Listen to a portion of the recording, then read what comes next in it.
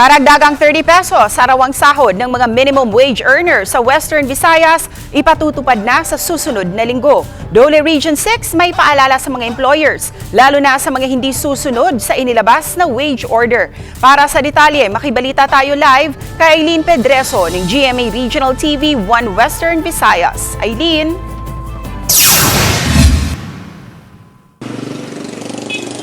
Cecil, epektibo na sa November 16 ang 30 pesos na dagdag sa arawang sahod ng mga manggagawa dito sa Western Visayas. Malaking tulong raw ito para sa mga manggagawa, ngunit ilan sa kanila ay nakukulangan sa nasabing dagdag sahod. June 2022 nang huling taasan ng sahod ng mga minimum wage earners sa Western Visayas. Kaya ang 30 pesos na dagdag sa arawang sahod na matatanggap ng security guard na si Jose Arniel simula November 16 ay malaking tulong daw sa kanyang pamilya.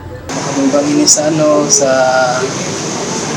malakasang bugas, tapos pamasahe. Mula sa 450 pesos na daily wage, magiging 480 pesos na ang arawang sahod ng mga manggagawa sa non-agriculture sector na may mahigit 10 empleyado.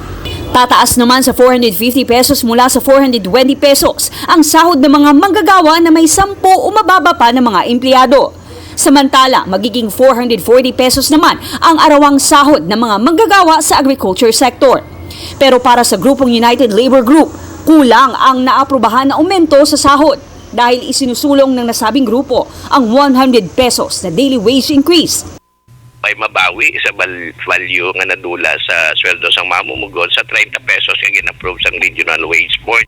Maliban sa Western Visayas, aprobado na rin sa ilang rehiyon ang wage increase na kinabibilangan ng National Capital Region, Calabarzon, Central Visayas, Cagayan Valley, Central Luzon, Soc-Sargen, Ilocos Region at Zamboanga Peninsula.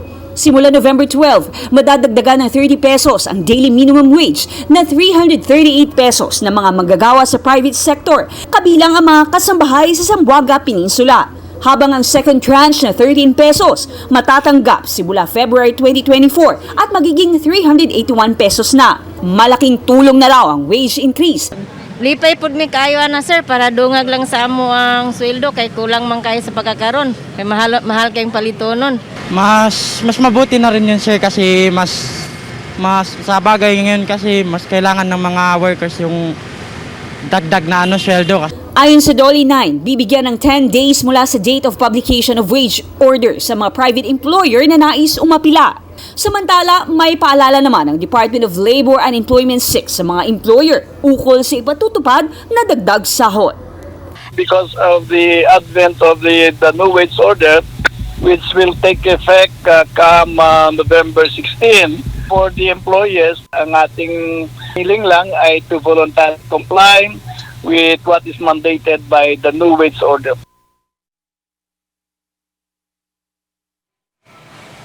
Dagdag pa ng DOLE 6 ay may kaukulang kaparusahan sa mga employer na hindi susunod sa wage order, kagaya na lang ng 100,000 na multa at hindi bababa sa 2 taong pagkakakulong. Balik sa iyo, Cecil. Maraming salamat, Aileen Pedreso ng GMA Regional TV 1 Western Visayas.